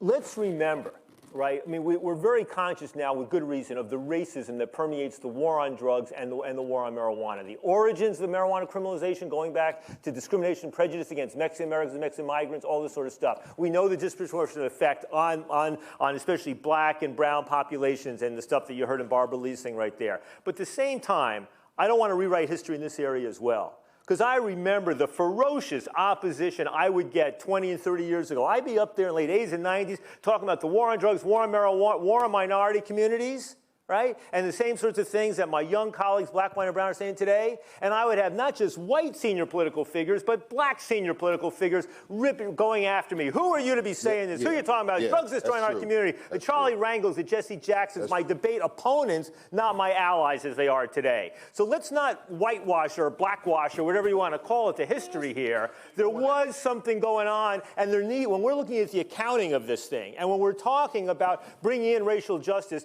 don't wipe wipe out the history of how much complicity there was in the war on drugs, not just by people, white conservative, but by white liberals, brown, black, and what have you. So I think now is not, I mean, we have to just keep pressing on this thing, Terrell. That's the thing. I mean, it's about educating journalists, taking the time, pushing them to do the right story. When they write a story and they get the facts wrong, perspective wrong, it's getting right in their face politely and sometimes not politely to say, fix it up. Yeah. So, Shalene, I know you have something. Yeah, I just wanted to quickly note, I think there's an affirmative duty. If you're part of an institution that participated in this, even if you didn't participate personally, I think there's an affirmative duty to try and address that. And I think about some of the campaigns I was involved in as an activist.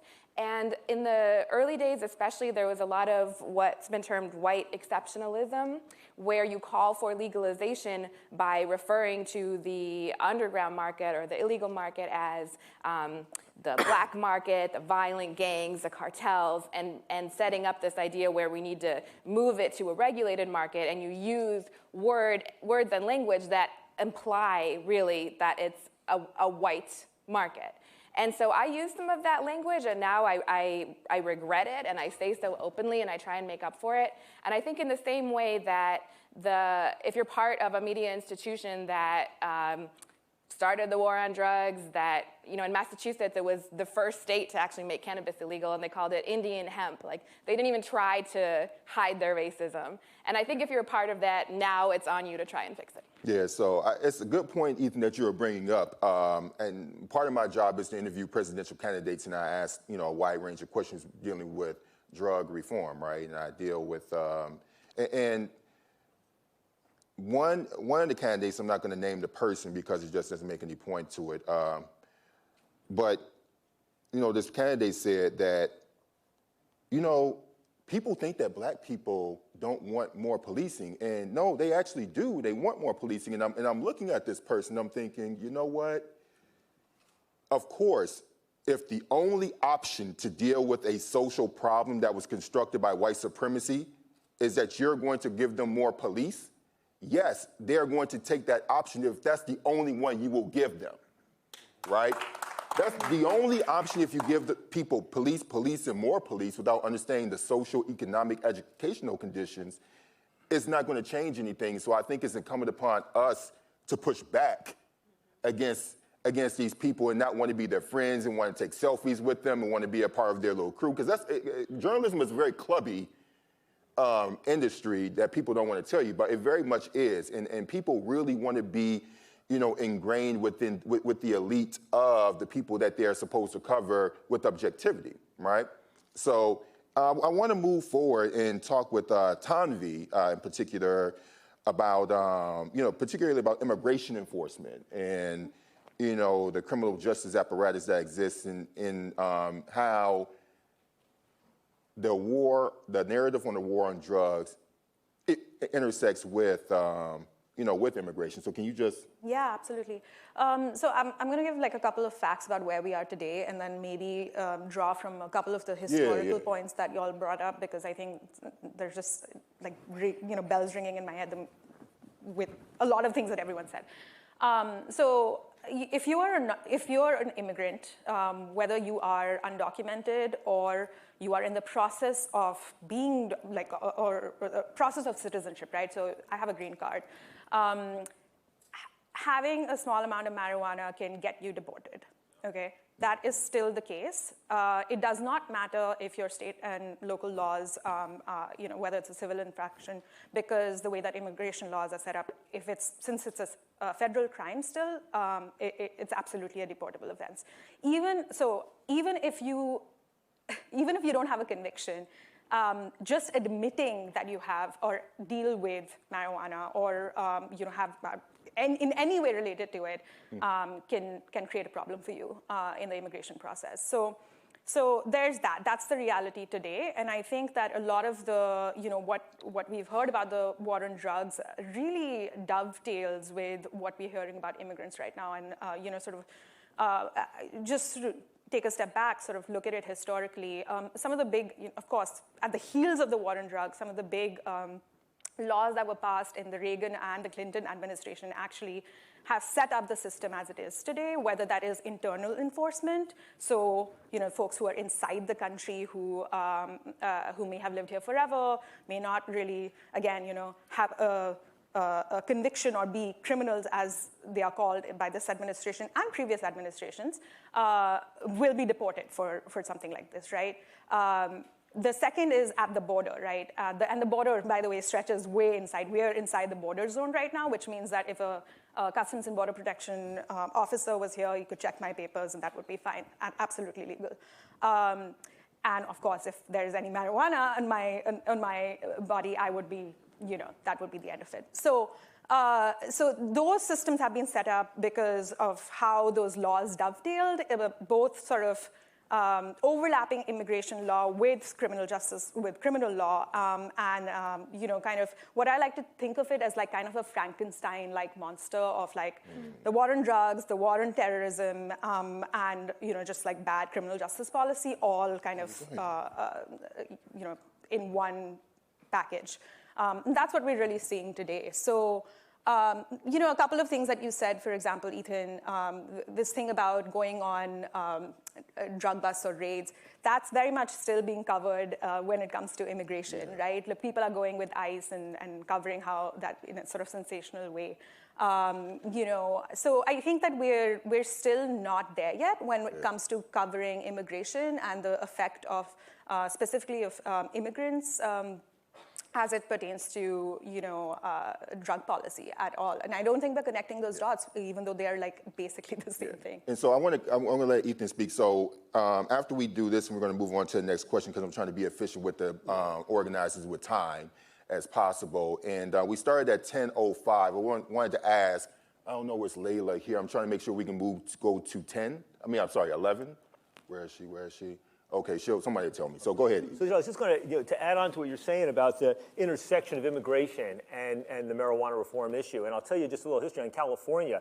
There was an effort in California in 2010 to legalize marijuana. It was led by Richard Lee, a medical marijuana activist in the Bay Area. And we all got involved with him. And it was a rare case of an initiative winning even though it lost, because it transformed the national discussion. It made all of a sudden legalization look real because it got so close.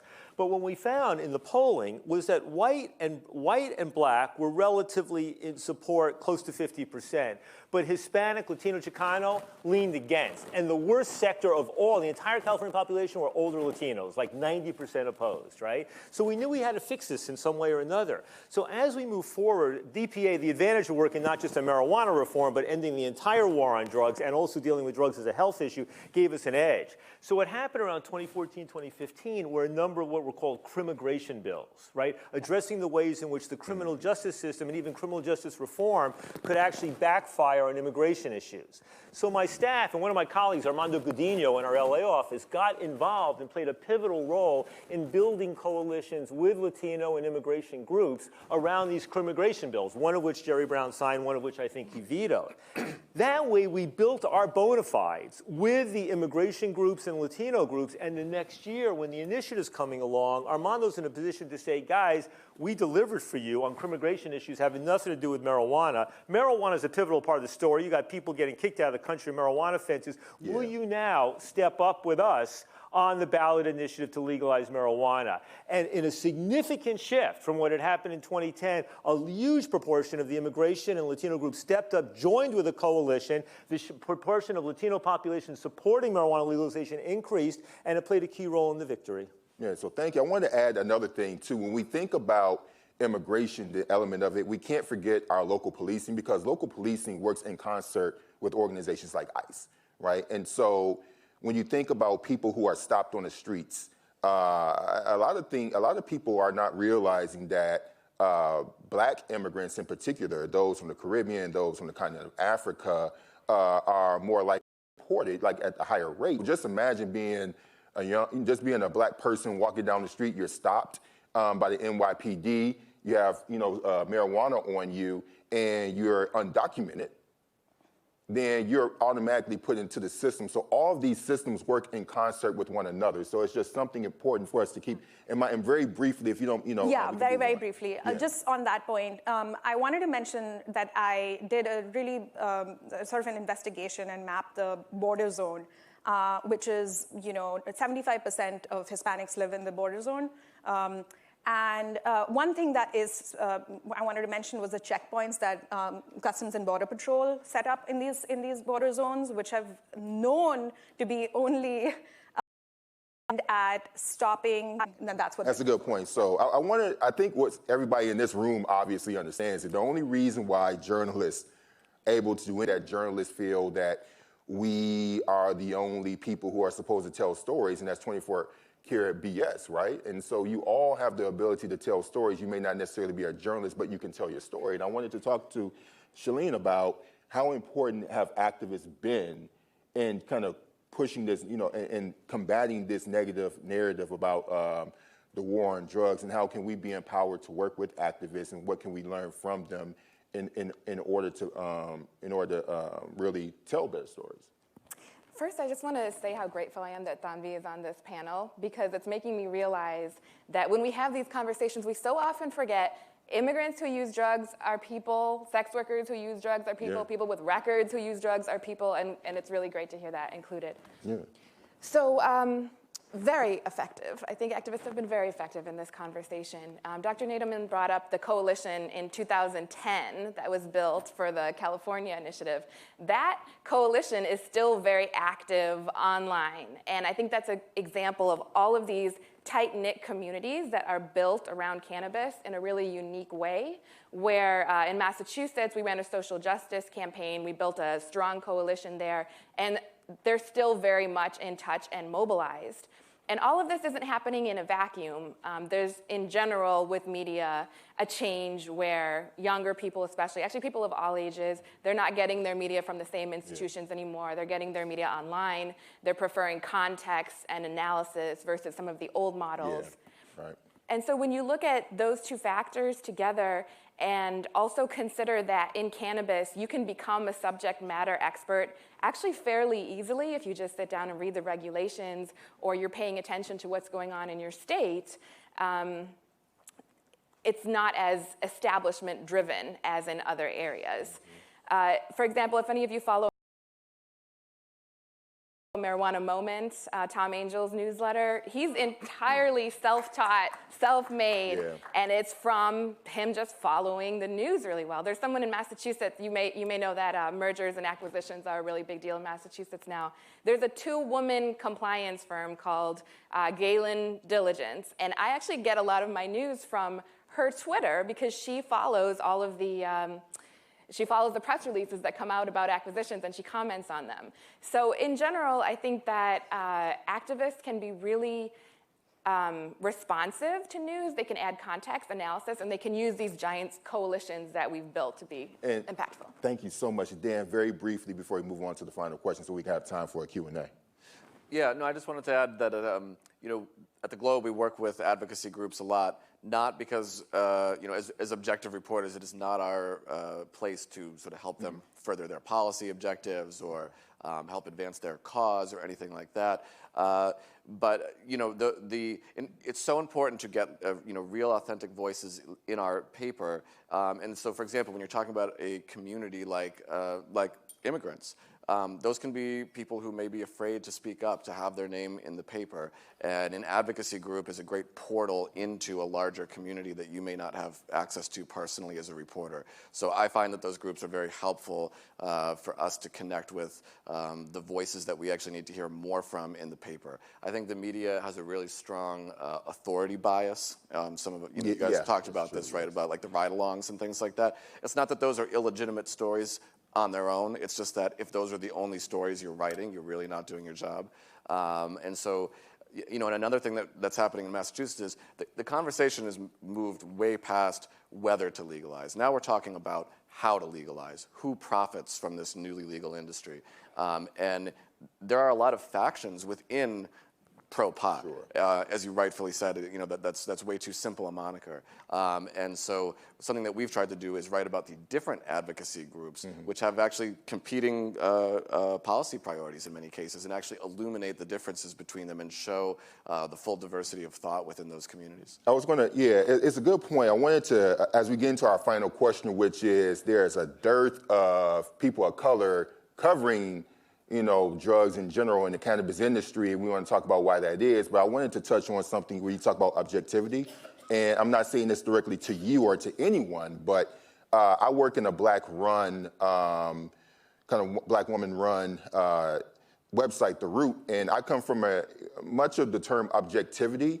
It's a very problematic term, and the way that I look at objectivity, it is a function. Objectivity within the construct of journalism is a philosophy that stems from a white supremacist construct, right? Because when you think about the way that different media function, objectivity to me, as a person who's been directly impacted by these negative narratives on the war on drugs, both my uncles sold drugs, and the way that I grew up in that environment, and the way that I see these people, that my family are completely different. I look at the reasons behind them selling. I see them as entrepreneurs within a white supremacist construct that gave them no other choice, right? And so objectivity is something that people who have no stakes involved in the subject, right?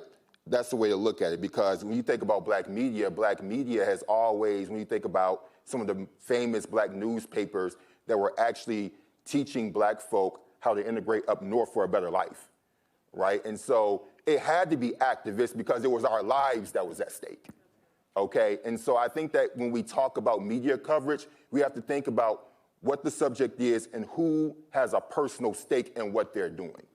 And I think, and on that note, our final question, we're gonna be a little shorter with this one, is I wanna ask people on the panel very briefly to kind of talk about, and I'll start with Tanvi. There's a dearth of media of people of color covering these subjects. I want to ask you, how problematic do you think, what kind of problems can that lead to? So many problems. I mean, this is one thing that I think a theme that seems to be coming out just generally in some of the subjects that we've covered in this conversation, so much more, is that these are institutional systemic things, narratives and systems that have been created, and it's not like any one person or the other. Yeah. But that includes the journalism industry. We are not diverse. We just look at any any publication. This is a huge problem. And then, even within that, there's even a smaller faction of journalists of color covering these issues. So, and there's, there's reasons for that, right? And I don't want to sort of write off anyone's personal agency and choice on doing whatever they, covering what they want to. But, a lot of journalists, young journalists, often come to me and they're like, well, you cover all of this stuff. Like, I don't want to be pigeonholed. I don't want to go to an organization and have them just be like, oh, you're an immigrant, you should cover immigrant issues, or you're black, you should cover these issues, because that itself is also an imposition and an assumption and based on certain assumptions. So on one hand, I understand that, but what I always say is like, and this goes back to the objectivity thing, I can't leave who I am at the door. That's just not possible for me. So I'm just going to use it to tell better stories. And so, I think that is really something that we need to be thinking about a little bit more. And it really does tie into your what you were saying about objectivity. I think, fairness and balance are really great things that as journalists we should be fair and balanced. But I don't think any of us, all of us are human, we can't be objective. So when we are looking at the system that is already steeped in, in a certain direction, we have to take a step back and kind of think about that.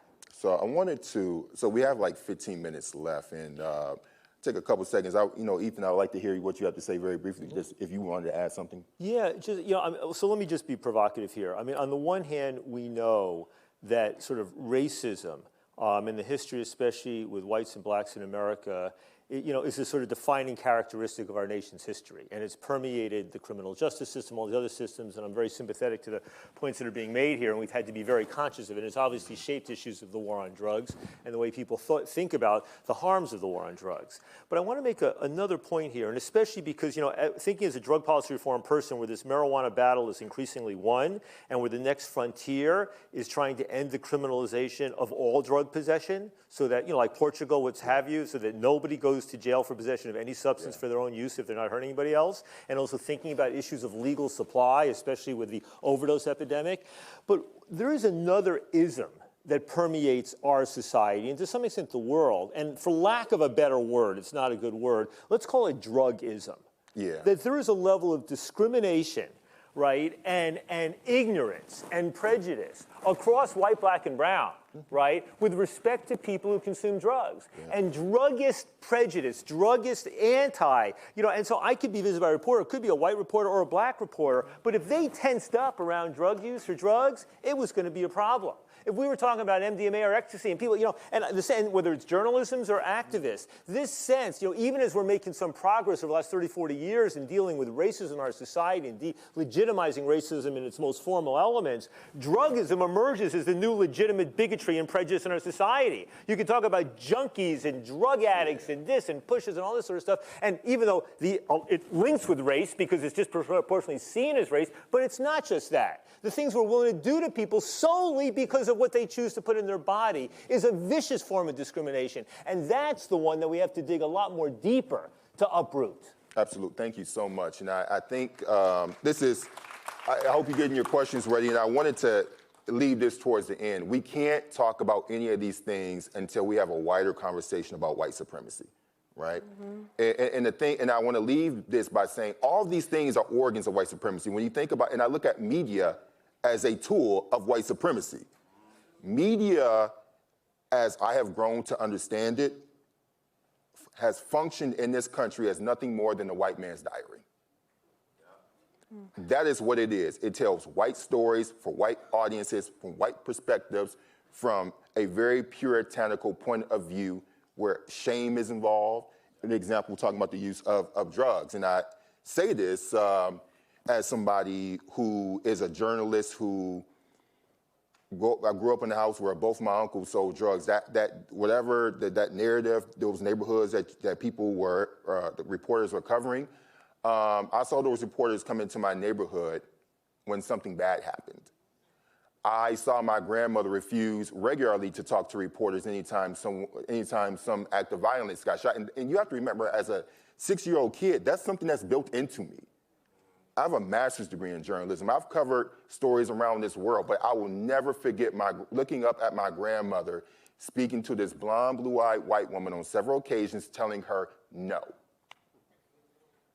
And so it informs what I do in my work, and one of the book that I'm working on deals with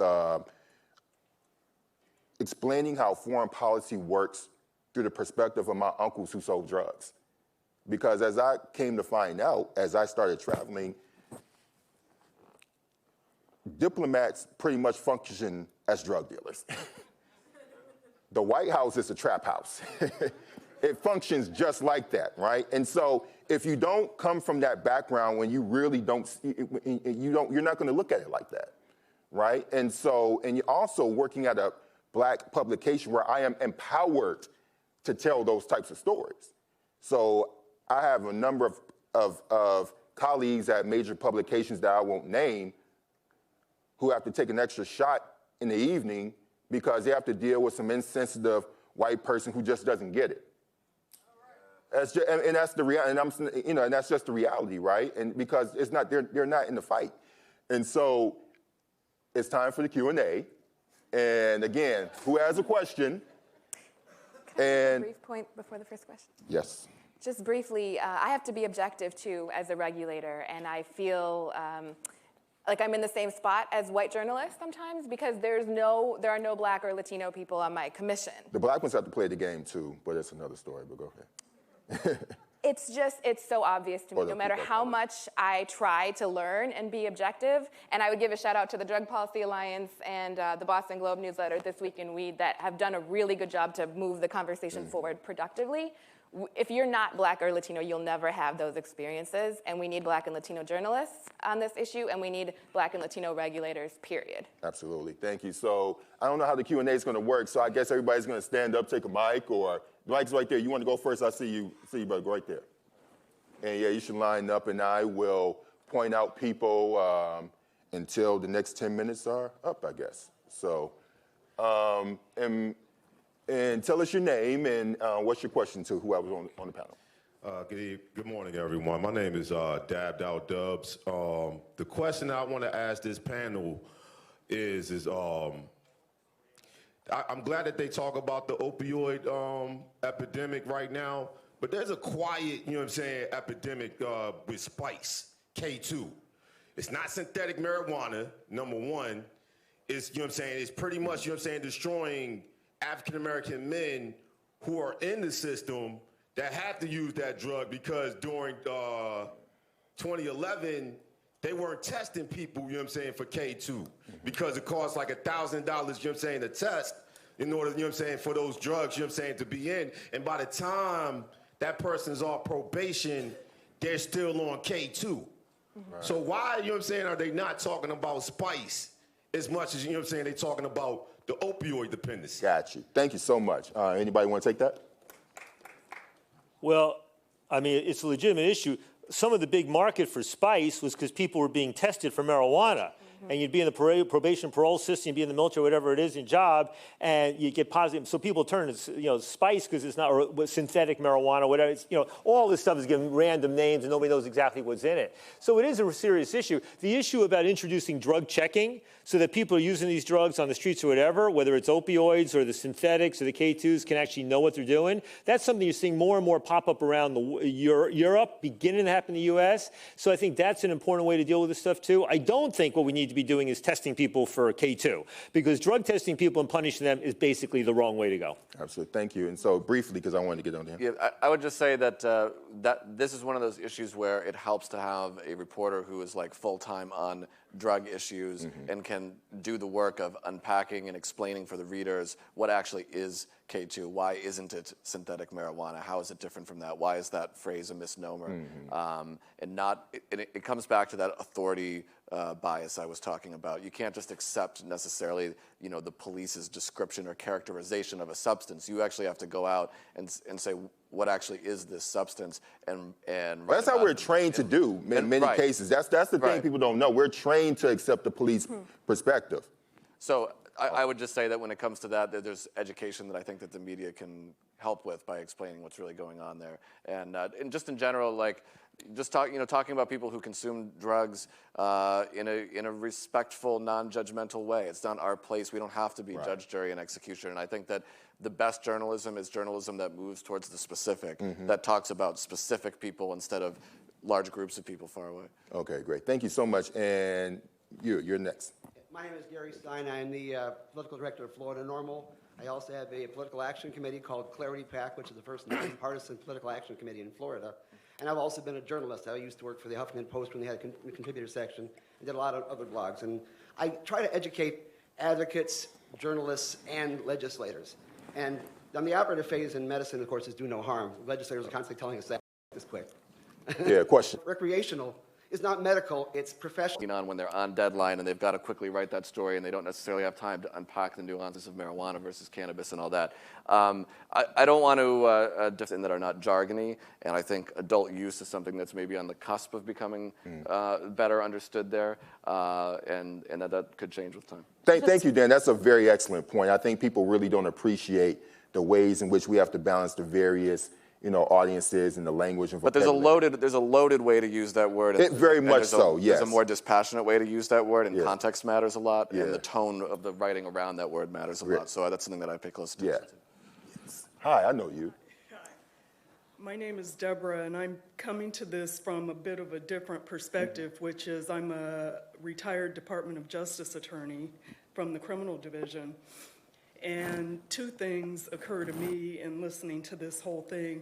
The first is that marijuana has kind of been decriminalized for the white population forever, basically. That said, back to the narrative on the war on drugs, and I'd like the journalists to address this, is that, and you touched on it a little bit, all the journalists have touched on it, but that is that police have a narrative that they want to get out that serves a purpose for them. And the drug reporting tends to just be a police narrative, which I consider a kind of lazy journalism, because you're just parroting a police narrative which serves their purpose, which helps them get convictions, and it's kind of non-critical. How do you break out of that type of reporting? I see it across the board on all crime reporting, and especially drugs. Thank you very much. You want to take that, Tanvi? Really quick, yeah. I mean, I completely know what you're talking about. Doesn't give you the context and is not able to challenge the. So I would say the journalists who are able to take a step back is a way to do it. Oh, go ahead. So you can touch. Just a quick point on that. I'm just thinking about the issue, say, on marijuana arrests. And, you do have a problem. Crime reporters don't want to alienate the police because those are the sources in the same way White House reporters don't want to alienate. Yes, precisely. So you have that kind of bias. Yeah. Now, what are the things you do about that? I think about Harry Levine, Queen's University professor. Google Harry Levine marijuana arrests. His not just for example, New York and other places in the last few years is radically different than the way it was covered 6, 8, and 10 years ago. Absolutely. So we got 3 more minutes to try to get, hope I could get to you, but we're going in this order, so. Yes, my name is Jason Zaragoza. I represent the Alternative News Media Association. We represent papers such as the Washington City Paper